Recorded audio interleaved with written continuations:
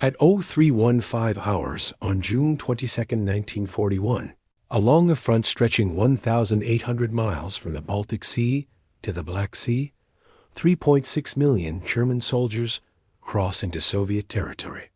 Within the first 8 hours, the Luftwaffe destroys 1,200 Soviet aircraft, most of them obliterated on the ground before their pilots can reach them.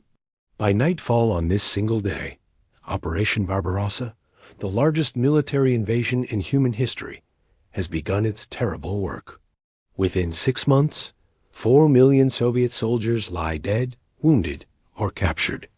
Within 4 years, the Eastern Front will consume between 30 and 40 million lives, more than all other theaters of World War II combined. This is not the story you think you know. This is not about heroic charges or noble sacrifice. This is the story of industrialized death on a scale humanity had never witnessed, where entire armies vanished in weeks, where cities became tombs for millions, and where the temperature itself became a weapon more lethal than any bomb. The German Wehrmacht enters the Soviet Union with supreme confidence. Their forces include 3,580 tanks, 7,184 artillery pieces, and 2,740 aircraft organized into 3 massive army groups. Army Group North drives toward Leningrad. Army Group South aims for Ukraine's grain fields and oil reserves. Army Group Center, the strongest formation with 1.4 million men, thrusts directly toward Moscow. German planners predict victory within 10 to 12 weeks. They base this assumption on their stunning successes in Poland and France, where combined arms warfare, the coordination of tanks, infantry, artillery, and air power shattered enemy defenses within days. The initial Soviet response appears to validate German optimism. Stalin, who received 84 separate intelligence warnings of the coming invasion, has ordered his forces to avoid provocations. When German artillery opens fire at 0315 hours on June 22nd, Soviet units along the border stand exposed and unprepared. The German advance proceeds with mechanical efficiency. Panzer divisions penetrate 50 miles on the first day. Within a week, entire Soviet armies find themselves encircled. The pocket at Minsk alone traps 300,000 Red Army soldiers. At Smolensk, another 300,000 Soviets march into captivity. German commanders send triumphant reports to Berlin. But beneath these tactical victories, problems emerge. German forces are inflicting casualties at rates that exceed their worst projections, yet Soviet resistance does not collapse. For every Red Army unit destroyed, another appears. German intelligence had estimated total Soviet strength at 200 divisions. By August 1941, they have identified 360 divisions in combat. The arithmetic turns grim. According to German Army medical reports, by the end of 1941, Wehrmacht forces suffer 186,452 killed, 40,157 missing, and 655,179 wounded, over 880,000 casualties before winter truly arrives. These losses exceed the total German casualties for the entire war through 1940. The Soviet strategy, born partly from desperation and partly from Stalin's industrial calculus, trades space for time. The Red Army retreats, but it does not break. Behind German lines, retreating Soviet forces implement scorched earth policies. They demolish bridges, mine roads, burn crops, and evacuate industrial machinery. Over 1,500 factories are dismantled, loaded onto rail cars, and shipped east beyond the Ural Mountains, where they will be reassembled to produce tanks, aircraft, and artillery beyond the reach of German bombers. This industrial evacuation, one of the largest logistical achievements in military history, relocates 10 million workers along with their machines. By winter, Soviet factories in the Urals produce more tanks per month than all of Germany. In December 1941, temperatures at the Moscow front plunge to -40 degrees Celsius. German soldiers, equipped for a summer campaign that should have ended in victory months earlier, freeze in their positions. Wehrmacht units report that 60% of their vehicles cannot start. Engine oil congeals into sludge. Hydraulic fluid in artillery recoil mechanisms freezes solid, rendering guns inoperable. Soldiers wrap newspapers around their bodies for insulation. Those who survive document their ordeal in letters and diaries. One German infantryman writes, "We hack frozen bread with axes. Our machine guns fire 3 rounds and jam. Men lose fingers when they touch metal without gloves." The narrative that German forces simply faced unexpected cold weather obscures a deeper failure. German logistics, designed for a swift campaign culminating in Soviet collapse, cannot sustain prolonged operations across a theater measuring 1,000 miles from front to rear. The German army still depends heavily on horses. 750,000 of them entered the Soviet Union with the invasion force. By December, hundreds of thousands of these horses have died from exhaustion, starvation, or cold. Without horses, German supply columns cannot move. Without supplies, forward units starve and freeze. The Wehrmacht's dependence on captured Soviet rail rolling stock creates another vulnerability. Soviet railways use a wider gauge than European lines. German engineers must either convert captured locomotives or relay thousands of miles of track to German gauge, a process that never catches up with the advancing front.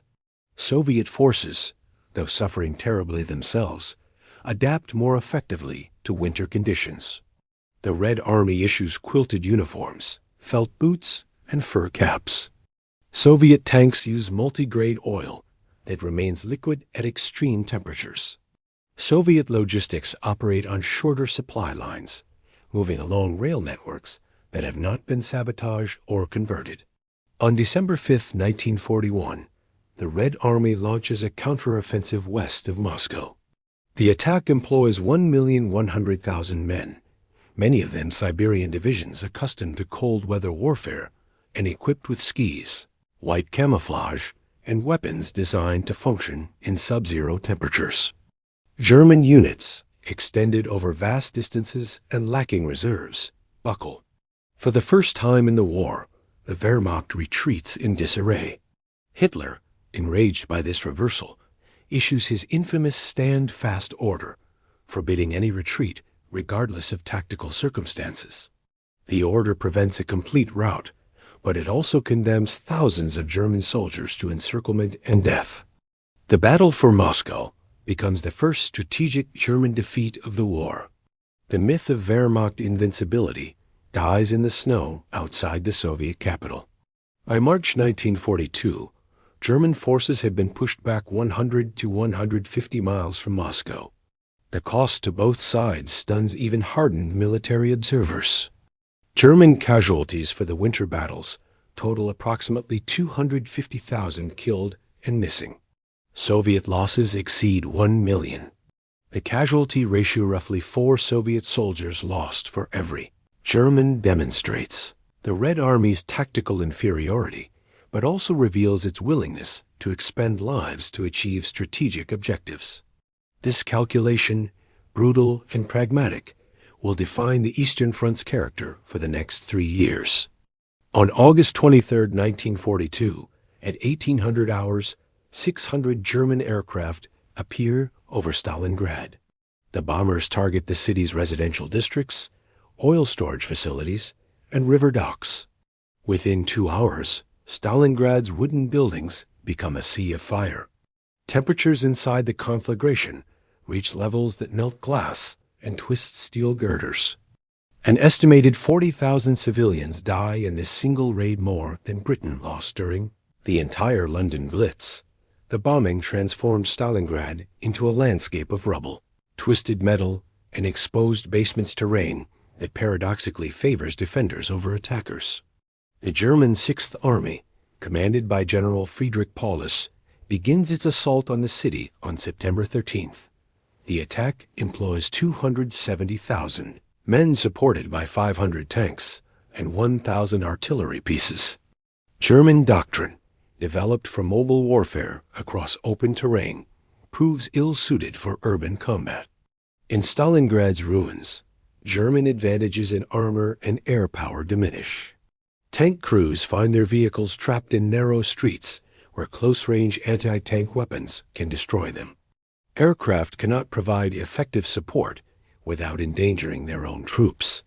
The battle devolves into close-quarters combat, measured in rooms and floors rather than miles. Soviet defenders, organized into small storm groups of 6 to 8 men armed with submachine guns, grenades, and satchel charges, transform every building into a fortress. The Germans call this type of warfare Rattenkrieg, the War of the Rats. Fighting for individual structures becomes legendary for its ferocity. The battle for Pavlov's house, a 4-story apartment building, lasts 58 days.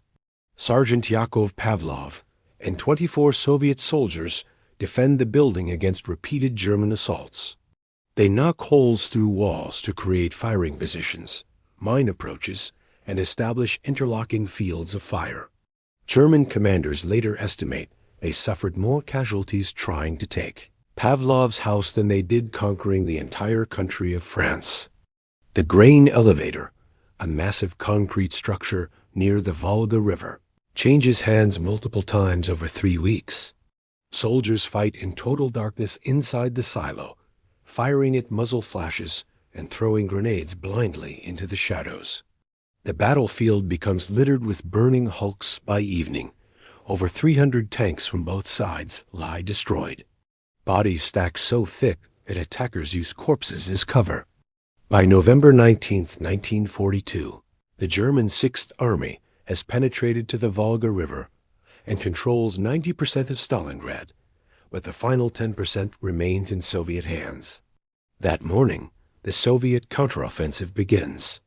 Operation Uranus, planned by General Georgy Zhukov and executed by 1,100,000 Soviet troops, strikes not at Stalingrad itself, but at the German flanks north and south of the city.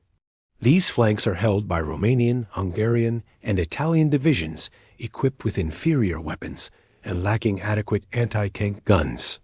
The Soviet armored thrust, employing 1,400 tanks organized into powerful mechanized corps, penetrates the Axis lines within hours.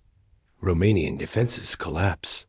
Within 4 days, Soviet pincers meet at Kalach, 60 miles west of Stalingrad, encircling the entire German Sixth Army, 290,000 men trapped in a pocket measuring 30 miles across. Hitler orders Paulus to hold Stalingrad and promises an airlift to supply the encircled army. The Luftwaffe attempts to deliver 300 tons of supplies daily, the minimum required to sustain the trapped forces.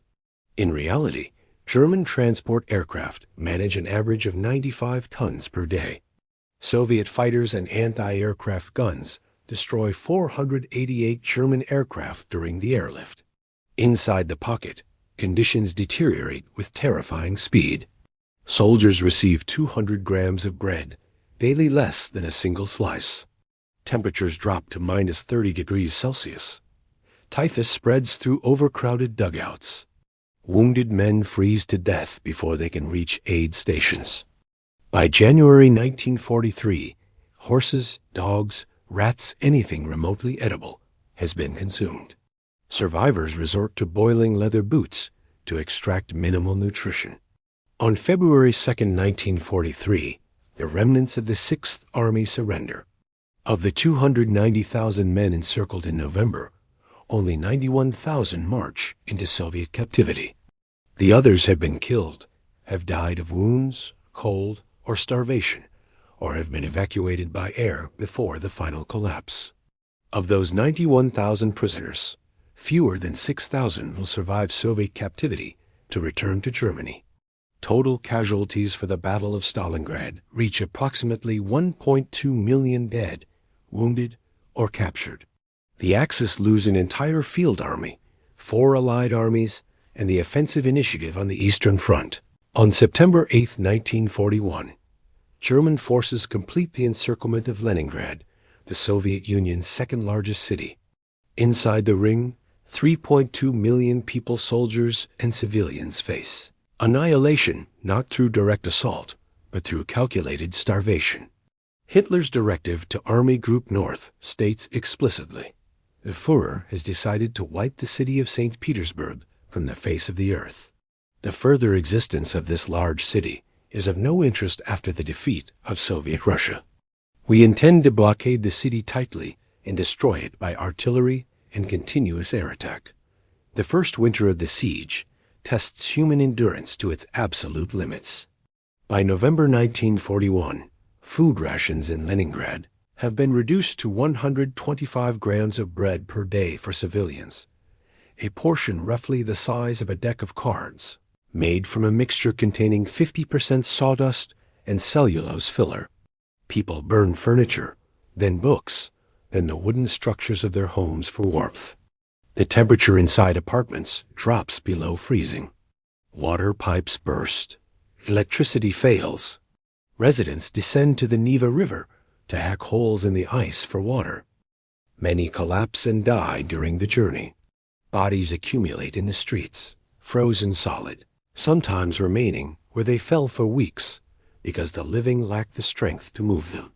City officials record 4,000 deaths daily from starvation during January 1942. Medical doctors document previously unknown forms of dystrophy. The human body, deprived of fat and protein, begins consuming its own muscle tissue.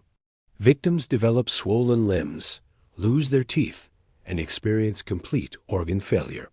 Survivors report that the dead acquire a peculiar appearance. Faces become skull-like, skin stretches tight over bones, and bodies seem to shrink to half their normal size. The road of life across frozen Lake Ladoga provides the city's only supply line. Beginning in November 1941, trucks drive across the ice to bring food and evacuate civilians. The route stretches 18 miles across the lake, where temperatures drop to minus 40 degrees Celsius and German artillery shells the ice constantly. Drivers navigate at night without headlights to avoid detection. The ice itself proves treacherous, too thin in some areas. It breaks under the weight of loaded trucks. At least 1,000 vehicles sink to the bottom of Lake Lado, along with their drivers and precious cargo. Yet the route remains open throughout the winter, bringing in 361,109 tons of supplies and evacuating 500,000 civilians before spring thaw closes the ice road. The siege continues through 872 days, nearly 2.5 years. German artillery conducts systematic bombardment of residential areas. Soviet records document 150,000 artillery shells and 102,520 incendiary and high explosive bombs falling on the city during the siege. Shells strike with meticulous regularity, targeting streetcar stops during morning rush hours, bread distribution points during ration deliveries, and water collection sites. The bombardment serves no military purpose beyond inflicting maximum civilian casualties. It represents deliberate policy, the implementation of genocidal warfare against a civilian population. When Soviet forces finally break the blockade on January 27, 1944, approximately 1.5 million Leningrad residents have perished. Of these, military casualties account for perhaps 250,000. The remaining 1.25 million died of starvation, cold, disease, or bombardment. The Siege of Leningrad stands as one of history's longest and most lethal sieges, a deliberate attempt to murder an entire city through deprivation. As psychological scars endure for generations, survivors carry lifelong trauma. Post-war studies document that Leningrad veterans exhibit PTSD, rates far exceeding those of soldiers who experienced frontline combat. The siege demonstrates that on the Eastern Front, the distinction between soldier and civilian, between military target and city, has effectively ceased to exist. Between January 1942 and March 1943, Soviet forces launch a series of offensives aimed at eliminating the Urzev salient, a German-held bulge in the front line, jutting 200 kilometers toward Moscow. These battles, collectively lasting 15 months, result in approximately 2 million Soviet casualties and 300,000 German losses. Yet for decades, these battles remain largely erased from Soviet historical narratives and unknown in the West. The Battle of Urzev represents something uncomfortable evidence that even as the Red Army gained experience and improved its tactical capabilities, it continued to suffer catastrophic losses when attacking prepared German defenses. The Urzev salient forms after the Soviet winter counteroffensive of 1941-42 pushes German forces back from Moscow, but fails to break through Army Group Center's defensive lines. The salient poses a strategic threat. German forces at Heri stand only 150 kilometers from Moscow, within range to resume offensive operations toward the Soviet capital. Stalin demands its elimination. Between January 1942 and March 1943, Soviet commanders launched no fewer than 6 major offensives and numerous smaller attacks against the salient. Each follows a similar pattern: massive preliminary artillery bombardment, infantry assaults in dense formations, high initial casualties, minimal territorial gains, German counterattacks recovering lost ground. Operation Mars, launched in November 1942 simultaneously with Operation Uranus at Stalingrad, exemplifies the tactical problems plaguing Soviet offensive operations. The attack employs 667,000 men, 1,900 tanks, and 24,000 artillery pieces aimed at breaking through German defenses north and south of the Urzev salient. Soviet planners anticipate breakthrough within 3 days, followed by encirclement of German forces. Instead, the offensive runs directly into prepared defensive positions, anchored on villages fortified into strongpoints. German defenders employ interlocking fields of fire from machine guns, pre-registered artillery concentrations, and carefully positioned anti-tank guns. Soviet tanks advance without adequate infantry support and are destroyed by anti-tank guns positioned in concealed positions. Infantry attacks proceed in waves, one formation after another, advancing across open ground, swept by machine gun fire. German defenders report targets so dense that machine gunners simply fire into the mass without aiming. Over 12 days of combat, Operation Mars gains minimal ground and suffers 250,000 casualties, more than the entire German 6th Army trapped at Stalingrad. Soviet commanders do not report these losses accurately to Stalin. Official accounts minimize casualties and claim tactical victories. The pattern repeats throughout 1942 and into early 1943. Each Soviet offensive at Urzev follows the same doctrine: heavy reliance on massed infantry assaults, inadequate coordination between tanks and infantry, rigid command structures that cannot adapt to changing battlefield conditions. German defenders benefit from prepared positions, superior tactical flexibility, and the accumulated experience of 2 years of combat. The casualty ratios tell the story.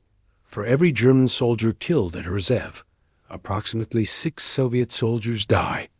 In March 1943, German forces evacuate the Urzev salient, not due to Soviet pressure, but as part of Operation Buffalo, a planned withdrawal to shorter, more defensible lines.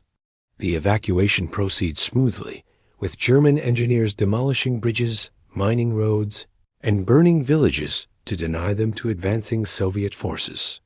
Soviet troops occupy the ruins of Urzev on March 3, 1943, claiming victory. The victory has cost approximately 392,554 Soviet soldiers killed and 768,233 wounded over 15 months of continuous combat. Entire Soviet armies have been ground down to remnants, rebuilt with replacements, and ground down again. The battles reveal that even as Soviet forces improve, and they are improving, they pay for every yard of territory with extravagant expenditures of blood. The Eastern Front's arithmetic remains brutal. The Soviet Union can afford to trade 6 soldiers for 1. German because Soviet manpower reserves, though not infinite, vastly exceed Germany's. This calculation, economically rational but morally horrifying, defines the nature of Soviet offensive operations throughout 1942 and 1943. On July 5, 1943, at 0430 hours, German forces launch Operation Citadel, the last major Wehrmacht offensive on the Eastern Front. The attack targets the Kursk salient, a bulge in the Soviet lines 150 kilometers wide and 100 kilometers deep. German planners concentrate massive armored forces for a double envelopment. Army Group South attacking from the south with 1,500 tanks. Army Group Center attacking from the north with another 1,200 tanks. The plan calls for the 2 pincers to meet east of Kursk, encircling 5 Soviet armies and eliminating the salient. The delay proves fatal.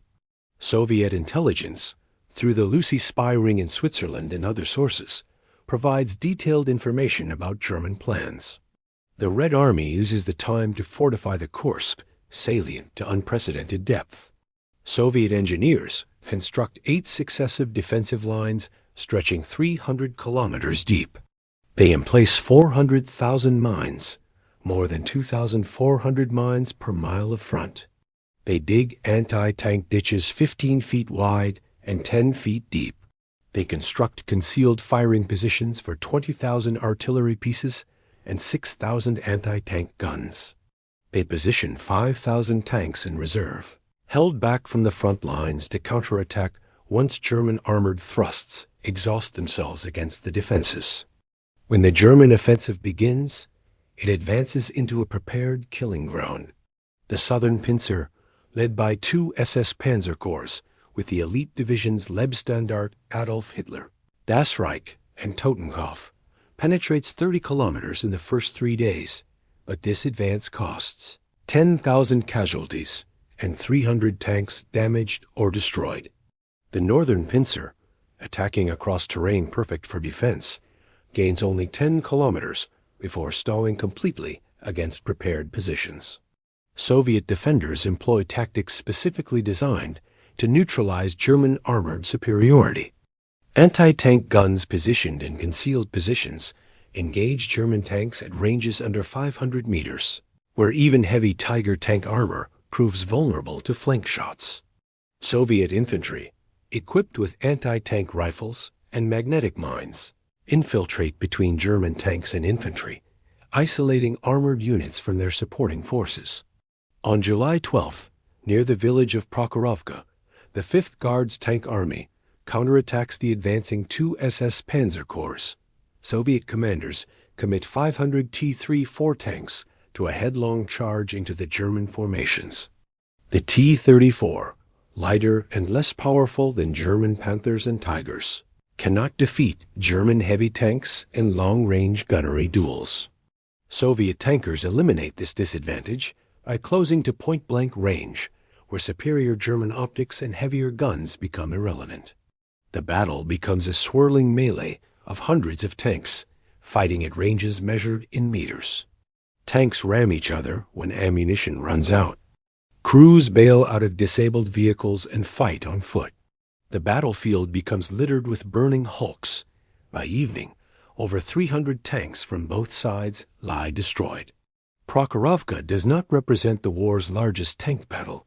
That distinction likely belongs to Brody in 1941, but it symbolizes the Red Army's transformation. Soviet forces at Prokhorovka demonstrate coordination, tactical flexibility, and willingness to accept casualties that differ fundamentally from the chaotic Soviet operations of 1941. Operation Citadel fails. By July 13th, German advances have stopped. Hitler, facing Allied landings in Sicily and recognizing that the offensive cannot achieve its objectives, orders forces withdrawn from Kursk for redeployment to other theaters. German losses include 54,182 men killed or missing, and between 252 and 323 tanks destroyed. with another 1,612 tanks damaged. Soviet losses vastly exceed German approximately 254,470 casualties and 1,600 tanks destroyed, but the strategic outcome remains clear. Germany has exhausted its offensive capability. After Kursk, the Wehrmacht never again attacks. Every subsequent operation on the Eastern Front becomes a defensive battle, a delaying action, a retreat. The Battle of Kursk marks the moment when Soviet quantitative superiority in men and material becomes strategically decisive. German forces can still win tactical victories, but they cannot replace losses. Every destroyed tank, every killed soldier represents a permanent reduction in combat power. Soviet losses, though larger, can be replaced. Soviet factories produced 24,000 tanks in 1943, alone more than Germany produced during the entire war. On June 23, 1944, exactly 3 years and 1 day after Operation Barbarossa began, the Red Army launches Operation Barbarossa. The offensive targets German Army Group Center, holding a 500-kilometer front across Belarusia. Soviet planning, executed under the direction of Marshal Zhukov and Marshal Vasilevsky, employs 2.3 million men, 5,200 tanks, 31,000 artillery pieces, and 5,300 aircraft organized into 4 front-level formations. The attack represents the perfected application of Soviet deep battle doctrine, the concept of striking simultaneously across multiple depths to paralyze enemy responses and create catastrophic collapse rather than mere retreat. The offensive begins with partisan operations behind German lines. Soviet partisan units, 140,000 fighters operating in German rear areas, conduct coordinated sabotage attacks, destroying rail lines, blowing bridges, and cutting communications cables.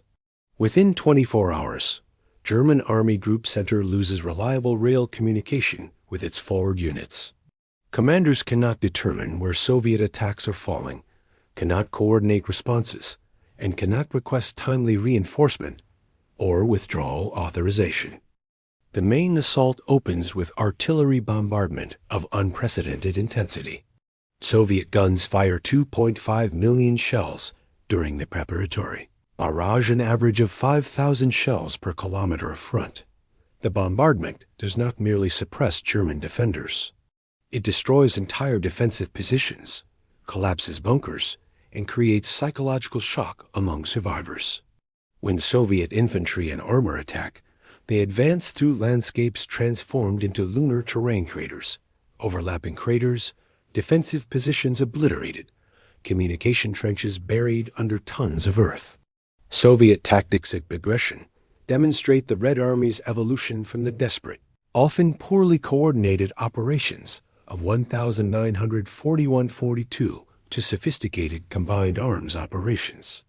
Tank armies, each consisting of 2 tank corps and 1 mechanized corps with over 50,000 men and 800 tanks, exploit breakthroughs created by rifle armies. These mobile forces do not attack German strongpoints. They bypass them, driving deep into German rear areas to encircle entire divisions. Soviet air forces achieve complete air superiority, flying 40,000 sorties during the first week of the offensive. German units attempting to retreat find roads blocked by Soviet armor that has advanced 50 or 60 kilometers overnight. Entire divisions collapse. Commanders lose contact with their units. Army Group Center begins to disintegrate, not through combat, but through paralysis. Units cannot maneuver, cannot coordinate, cannot retreat in any organized fashion. The operational results stagger even Soviet commanders. By July 3rd, 10 days after the offensive began, Soviet forces have advanced 225 kilometers, liberated Minsk, and encircled 105,000 German soldiers in various pockets. By the time Operation Barbarossa concludes in late August, Army Group Center has ceased to exist as a coherent military formation. German losses total 28 divisions completely destroyed, 17 divisions reduced to fragments, and approximately 350,000 to 400,000 casualties, killed, wounded, or captured. This represents a larger military disaster than Stalingrad. The Germans lose not just an army, but an entire army group in a campaign lasting 5 weeks. Soviet forces advance 600 kilometers, clearing German forces from Belarusia and driving to the borders of East Prussia. The Red Army now stands at the gates of the Reich itself. Operation Barbarossa demonstrates that by 1944, the Red Army has become the most effective ground force in the world. Soviet commanders demonstrate operational sophistication, matching or exceeding their German counterparts. Soviet units display coordination across hundreds of kilometers of front. Soviet logistics support offensives, sustaining momentum for weeks. The Red Army that entered the war in 1941, suffering catastrophic defeats through tactical incompetence and rigid doctrine, has transformed itself through experience purchased with millions of lives. The transformation does not eliminate the callousness toward casualties. Soviet losses during progression total 178,000 killed and 590,000 wounded, but it demonstrates that the Red Army has learned to wield its quantitative superiority with operational skill. The Germans, facing enemies who now match their tactical proficiency while vastly exceeding their resources, can only retreat. On April 16, 1945, at 0500 hours, Marshal Georgy Zhukov orders 140 searchlights switched on. The lights, positioned along the western bank of the Oder River, illuminate German defensive positions on the Seelow Heights, the last major obstacle before Berlin.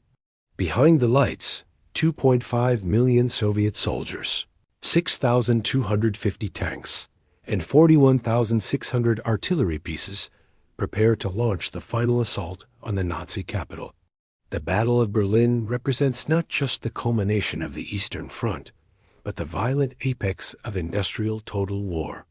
The next 3 weeks will witness urban combat of unparalleled ferocity, producing casualties exceeding those of entire 1940 campaigns. The assault on the Seelow Heights, intended to break through in a single day, instead becomes a 3-day battle of attrition. German defenders, a mix of Wehrmacht regulars, Volkssturm militia, Hitler Youth, and foreign SS volunteers, occupy positions on high ground commanding the Oder floodplain. Soviet armor attempting to advance across the floodplain bogs down in mud and becomes easy targets for German anti-tank guns. The searchlight tactic, designed to blind German defenders, instead silhouettes Soviet assault troops against the light, making them perfect targets. Soviet casualties during the Seelow Heights battle reach 33,000 killed, losses exceeding American casualties during the entire Battle of the Bulge. But the Red Army possesses reserves that dwarf anything Germany can muster. When German defenses crack on April 19th, Soviet forces flood through the gaps, advancing 40 kilometers toward Berlin. The battle for Berlin itself begins on April 21st, when Soviet artillery shells start falling on the city center. Over the next 10 days, Soviet forces conduct systematic reduction of urban defenses, advancing block by block, building by building. Soviet assault tactics, refined through years of urban combat from Stalingrad to Budapest, employ dedicated storm groups. Each group consists of infantry, engineers with flamethrowers and demolition charges, tanks for direct fire support, and artillery forward observers. Storm groups do not assault buildings frontally. They blast holes through walls to advance inside blocks, use satchel charges to demolish floors and ceilings, and employ systematic room-clearing techniques. German defenders fight with desperation born of knowledge that defeat means annihilation. SS units shoot suspected deserters without trial. Hitler Youth children, some as young as 12, operate anti-tank weapons from rubble piles. The defense of Berlin employs Panzerfaust anti-tank weapons with devastating effectiveness. These simple, disposable rocket launchers can destroy any Soviet tank at close range, and urban terrain provides countless ambush positions. Soviet tank crews report losses of 50% or more in some assault groups. The Reichstag, the symbolic heart of Nazi power, becomes the focus of final Soviet assault operations. The building, heavily fortified and defended by SS troops, requires 3 days of continuous assault to capture. On April 30th, Soviet soldiers raised the victory banner over the Reichstag. Fighting continues for another week after Hitler's death. German units, either unaware of the surrender or refusing to accept it, fight on. The final casualties stun even hardened Soviet commanders. Approximately 81,000 Red Army soldiers killed, 280,000 wounded. German military casualties reach 92,000 killed and 220,000 captured. Civilian casualties killed by shelling, bombing, street fighting, suicide, or murder total approximately 125,000. The Battle of Berlin produces more casualties than the United States suffered in the entire European theater. It represents the terrible culmination of the Eastern Front's logic. Victory through exhaustion, success measured in body counts, warfare reduced to industrial processes of destruction. When the last shots fall silent on May 8, 1945, the Eastern Front has consumed between 30 and 40 million lives. Soviet military losses total approximately 11.4 million dead more than the combined military deaths of all other participants in World War II. German military deaths on the Eastern Front reach 4 million to 80% of all German military casualties during the entire war. Civilian deaths from deliberate murder, starvation, disease, bombing, and artillery account for another 20 to 25 million Soviet citizens and perhaps 2 million Germans. These numbers represent not just statistics, but the erasure of entire generations. Some regions of the Western Soviet Union lose 25% of their total population. The demographic impact ripples through subsequent decades, labor shortages, broken families, psychological trauma that passes from survivors to children and grandchildren. The Eastern Front established patterns that define modern warfare. It demonstrated that industrial nations locked in existential conflict will accept casualties previously considered impossible. It showed that wars of annihilation erase distinctions between soldier and civilian, between military target and city. It proved that victory in modern war belongs not to the side with superior tactics or weapons, but to the side that can sustain losses longer, produce replacements faster, and mobilize resources more completely. These lessons, learned through unimaginable suffering, reshaped how nations prepare for war, how they evaluate threats, and how they calculate acceptable costs. The legacy endures. The Eastern Front transformed the Soviet Union from a backward agricultural state into an industrial superpower. But it did so by consuming the lives that might have built a different future. It destroyed Nazi Germany, but created conditions for Cold War division of Europe. It demonstrated human capacity for both endurance and atrocity on scales that still challenge comprehension. Veterans on both sides carried psychological wounds that never healed. Soviet survivors lived in a society that demanded they celebrate victory while providing no space to mourn losses. German survivors confronted collective guilt for atrocities committed in warfare, waged without restraint or mercy. The Eastern Front was the bloodiest theater of the bloodiest war in human history. It demonstrated that when nations mobilize completely for total war, the resulting violence exceeds all previous human experience. It proved that modern industrial civilization, when directed toward destruction, can achieve levels of killing that dwarf anything in prior centuries. And it established, through 30 million deaths, that some historical lessons must never be forgotten, lest they require learning again through comparable horror. If this journey through history's bloodiest theater has moved you, if it has challenged you to remember what must not be forgotten, please support this channel. Leave a comment telling us where you're watching from. Share this video with someone who values understanding the past to inform the present. And remember, keeping history alive ensures that those millions who died are not forgotten, and that the lessons purchased with their lives continue to teach future generations. Thank you for watching.